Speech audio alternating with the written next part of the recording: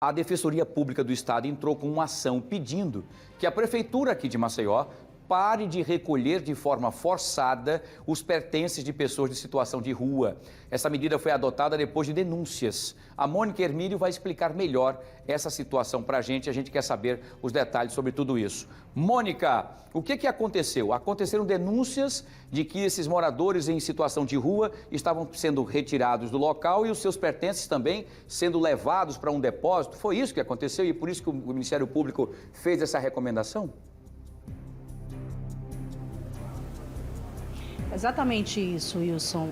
A denúncia de que eles estavam sendo tirados, de locais como praças, a praia, geralmente locais mais turísticos, de forma abrupta, tipo à força mesmo, para que eles não transitassem naqueles locais. Por isso, alguns desses moradores de rua se reuniram e, juntamente com a Defensoria Pública, estão movendo uma ação para que não só eles sejam beneficiados, mas outras pessoas também possam. Eu vou conversar agora com o Isaac Vinícius Costa Souto, ele que é defensor público, vai falar sobre esse caso. Defensor, boa tarde, obrigado por nos receber. Qual foi o ponto inicial para que vocês pudessem mover essa ação civil pública? O que é que motivou essa ação de fato? Foi um grupo de pessoas que procurou a Defensoria Pública? O que é que motivou? Boa tarde.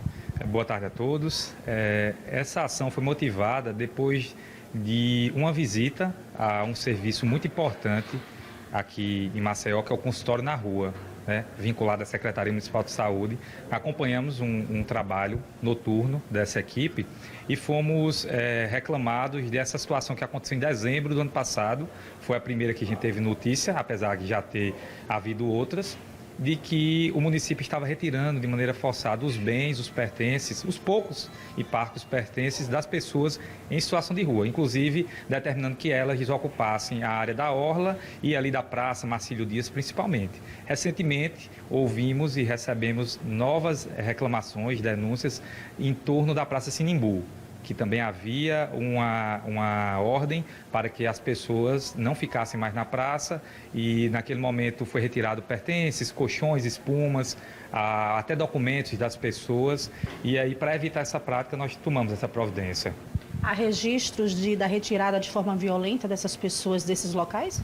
De forma mais marcante, Mônica, temos a do dia 8 de dezembro do ano passado, que foi no feriado da padroeira de Alagoas, em que houve realmente registros fotográficos de violência e relatos que nós colhemos de que pessoas tiveram seus bens retirados, recolhidos forçadamente, foram obrigadas até a deixar aquela localidade da orla, na Pajuçara, uma parte do Jaraguá, entre outras regiões, na Praça Marcílio Dias, e sofreram bastante violência, spray de pimenta, entre outras agressões. E aí, essa ação, de imediato, foi tomada as providências na época, a Defensoria se reuniu com a Secretaria de Segurança Pública e também com a CEPREV, o nosso defensor-geral deu total apoio, e aí essas ações, até o nosso conhecimento, até essa última agora de final de abril, não estavam mais acontecendo dessa forma. E aí, a partir de abril, voltou e a gente sentiu a necessidade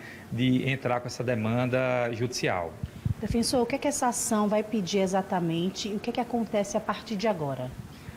O pedido liminar, o pedido de urgência que nós fizemos é que essas ações deixem de acontecer, porque nós entendemos que não é essa forma correta de acolher, de receber, de escutar atentamente a população em situação de rua. Já é uma população muito vulnerável, muito traumatizada, com tantos problemas, e não ter um lugar fixo para residir. Às vezes até tem, mas tem rompimentos de vínculos e outras questões de saúde mental, entre outras, a questão também do álcool e drogas. É preciso muito tratamento, muito acolhimento e não esse tipo de abordagem truculenta e violenta. Então solicitamos que essas ações, essas operações, elas parem, estão acontecendo por parte do município, e também a indenização dos que foram vítimas dessas ações, tanto dano moral quanto material. Isaac, muito obrigado pelas informações. Eu conversei com Isaac Vinícius Costa Souto, que é defensor público, está à frente, né, dessa ação em prol desses moradores de rua. E, em nota, a Secretaria Municipal de Segurança Comunitária e Convívio Social, a SENSC, informou que todas as ações realizadas pela Guarda Municipal de Maceió junto à população em situação de rua acontecem após a abordagem social feita pelas equipes da Secretaria Municipal de Assistência Social, a SEMAS, em que os auxílios são oferecidos e dados as orientações necessárias. Após esse primeiro contato, eles afirmam que o grupamento de atenção à população em situação de rua da Guarda faz uma nova abordagem na tentativa de conversar, né, e convencer eles a aceitarem auxílios sociais. E somente após essas ações, a Secretaria diz que realiza de forma pacífica a retirada das estruturas para desobstrução do espaço público sem fazer apreensão de objetos pessoais, que vai de encontro a tudo que as pessoas, né, os moradores de rua relataram para a Defensoria Pública de que sofreram, né? Eles afirmam que sofreram violência, mas a nota emitida pela SENSC diz o contrário. Wilson, voltamos ao estúdio. Muito bem, Mônica, tá aí então. Só lembrando, teve um caso também no ano passado em que também um morador de rua ali próximo da lagoa também foi abordado com bastante truculência e depois disso os seus pertences queimados. Quando ele voltou, estava tudo queimado lá. Então, é uma forma seguinte, eu acho que a violência maior a vida já está dando a essas pessoas, não é? Quer deixá-los numa situação sem segurança, que olha, nem dentro de casa hoje nós estamos seguros. Você imagina essas pessoas que são obrigadas a morar no relento, correndo riscos de todos os perigos possíveis, não é? Não se ter ali uma casa para poder se chamar de sua, para ter proteção, para não criar seus filhos, o desespero que é. E foram para ali, tem uma história. Todo mundo que hoje está na rua teve uma história. A pessoa não nasceu e foi morar na rua, né? Alguma coisa aconteceu. Desempregado, às vezes separou da mulher, não conseguiu aceitar aquela situação e viveu momentos difíceis, acabou enveredando para a bebida, depois para a droga e ficou perdendo o controle, ficou na rua, desempregado, não pôde mais pagar o aluguel da casa, não conseguiu mais emprego. Tem uma série de histórias. Então, são pessoas que merecem toda uma atenção.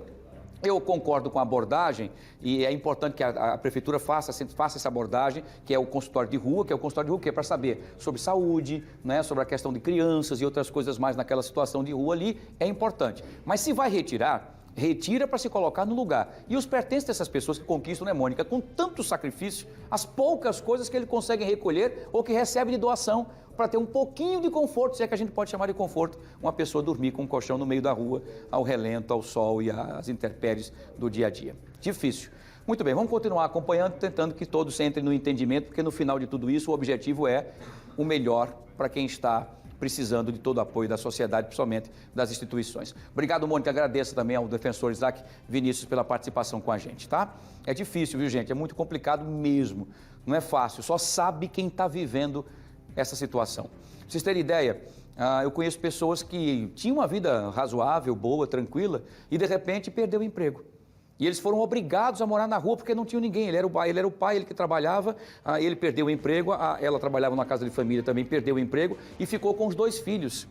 E eu lembro na época que ele disse assim, meu Deus, meu medo, Wilson, é dormir na rua com os meus 2 filhos. Eu tenho uma filha e um menino. Eles tiveram que dormir na Praça dos Martírios, na época, agarradinhos um com o outro para proteger os filhos. Porque aquelas pessoas que usam drogas por ali circulando, podiam abusar da criança, criar algum problema, roubar, não aceitar que ele dormisse ali. Graças a Deus, na época, nós fizemos um apelo e conseguiu um emprego. Hoje ele trabalha, sustenta a sua família, está morando numa casinha dele ali de aluguel com toda tranquilidade. Conseguiu sair, mas esse é um caso. Então os outros é somente dar o start. Deu o primeiro pontapé inicial, a primeira oportunidade que essas pessoas crescem e seguem sua vida. A violência só piora o sofrimento que ele já tem por estar morando na rua.